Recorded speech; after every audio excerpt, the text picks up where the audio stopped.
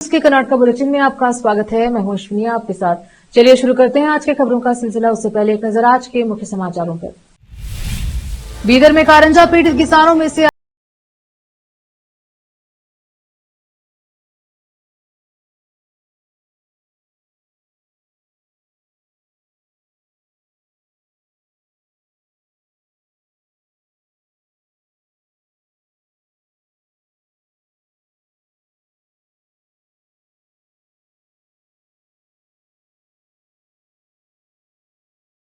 आंदोलन तेज हुआ।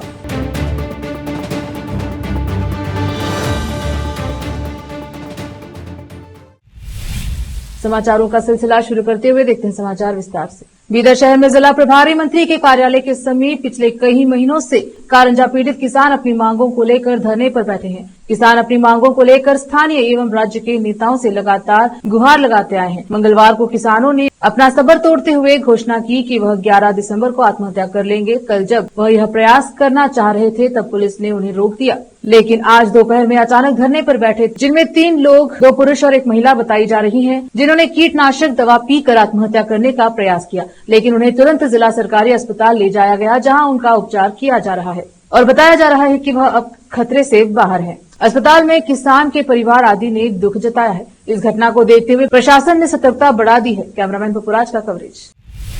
उप मुख्यमंत्री डीके शिव कुमार ने गुरुवार को अपने राजनीतिक गुरु एसएम कृष्णा को भावपूर्ण श्रद्धांजलि देकर समय को पीछे मोड़ दिया, लेकिन ऐसा करते हुए उन्होंने शायद अपना भविष्य भी बता दिया। कम से कम विधायकों ने तो शिव कुमार की बात सुनने के बाद यही सोचा, जो राज्य के शीर्ष पद को संभालने के लिए अपनी बारी का इंतजार कर रहे मुख्यमंत्री पद के आकांक्षी हैं और याद दिलाते हैं कि कैसे कृष्णा ने 1999 में उनकी सरकार बनाई थी। शिव कुमार ने कहा कि कृष्णा की अध्यक्षता में कांग्रेस 1999 में 5 जन अभियान के सफल आयोजन के बाद सत्ता में आई थी। शिव कुमार ने कहा, मैंने ही मंत्रियों की सूची और उनके विभागों की सूची तैयार की थी। सूची हाईकमान को भेजी गई थी, लेकिन तब जब अंतिम सूची राजभवन पहुंची तो मेरा और टीबी जयचंद्र का नाम गायब था। सूची में केवल 9 नाम थे। अखबारों में कहा गया कि मैं सीएम का राजनीतिक सचिव बन गया हूं।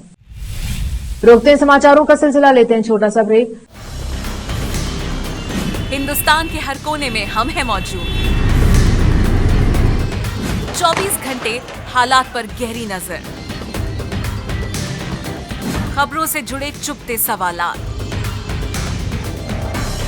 और आपको दिखाता है धार्मिक, सामाजिक, राजनीतिक, लोकल और इंटरनेशनल न्यूज की सबसे बेहतर कवरेज, जो आपको रखती है हर पल बाखबर। देश और दुनिया भर की खबर के लिए देखते रहें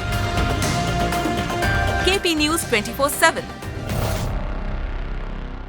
नूर एजुकेशन ट्रस्ट बीदर की ओर से चलाए जाने वाला Noor MEd and BEd college Bidar, recognised by NCTE Delhi and affiliated to Bidar University, Bidar. Admission are open for the academic year 2024-25. विशेषज्ञ और सक्षम शिक्षकों द्वारा शिक्षा प्राप्त करने के लिए नूर एमएड एंड बीएड कॉलेज में दाखिला लें और शांत वातावरण में शिक्षा प्राप्त करें। बीदर शहर में बेहतर शिक्षा का एकमात्र केंद्र Noor MEd and BEd college, Shahpur gate, Bidar. Phone numbers 9945283920, 8482221297। Break के बाद स्वागत है आपका। देखते हैं समाचार।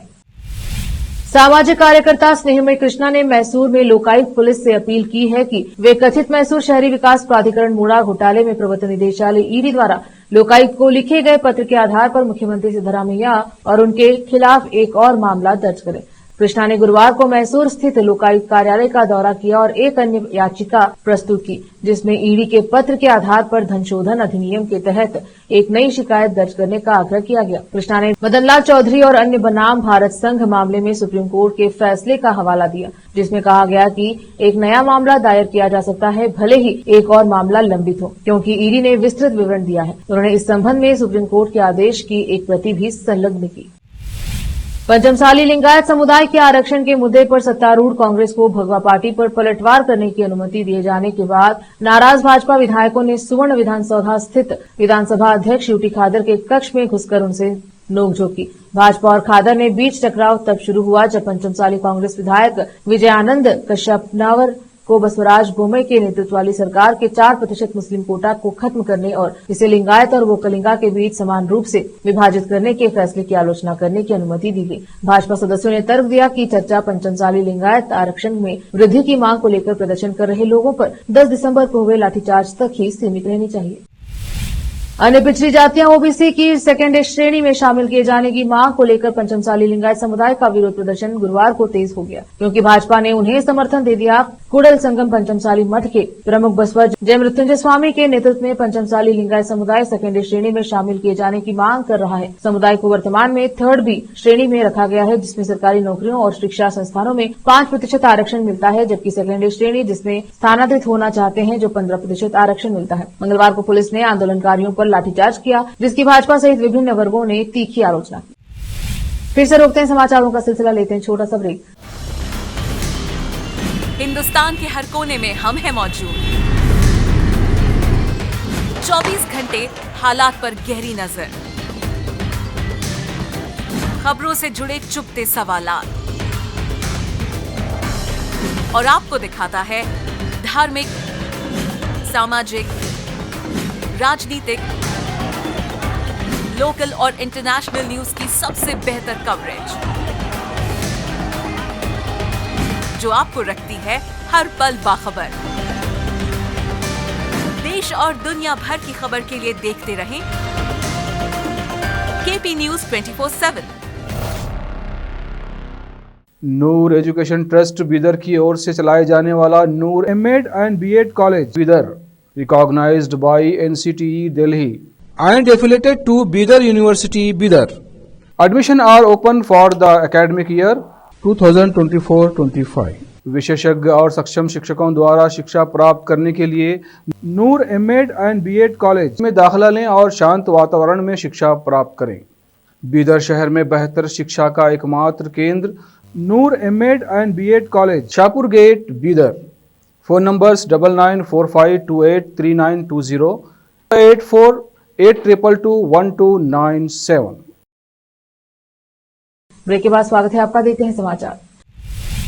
कर्नाटक उच्च न्यायालय ने गुरुवार को कांग्रेस नेता और विपक्ष के नेता राहुल गांधी के खिलाफ कथित अपमानजनक टिप्पणी करने के लिए भाजपा विधायक बसवनगौड़ पाटिल यत्नाल के खिलाफ दर्ज एफआईआर को रद्द कर दिया। बार एंड बेंच की रिपोर्ट विजयपुरा के विधायक बसवनगौड़ पाटिल यत्नाल के खिलाफ अक्टूबर में एक सार्वजनिक बैठक के दौरान राहुल गांधी का कथित रूप से अपमान करने के आरोप में मामला दर्ज किया गया था।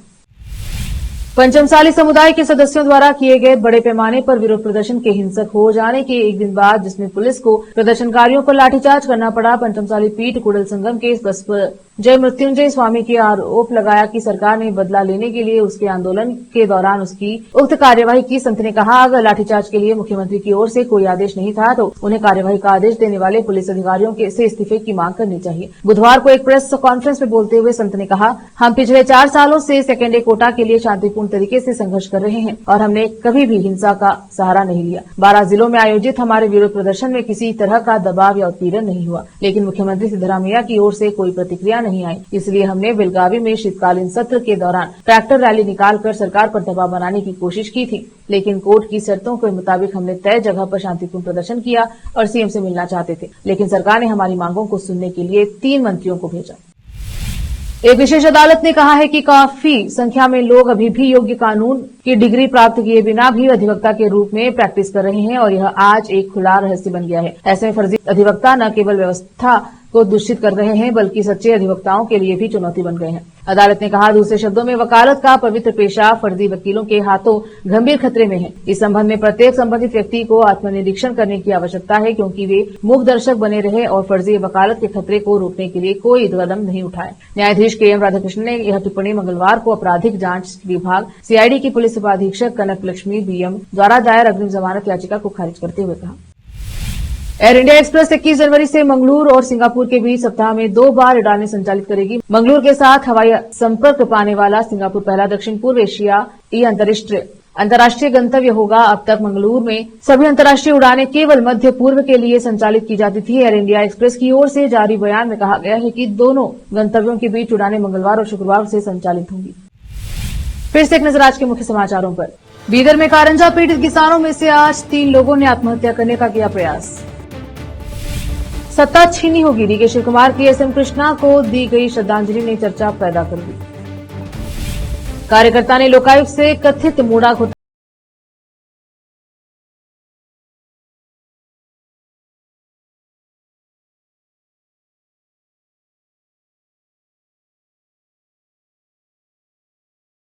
तेज हुआ।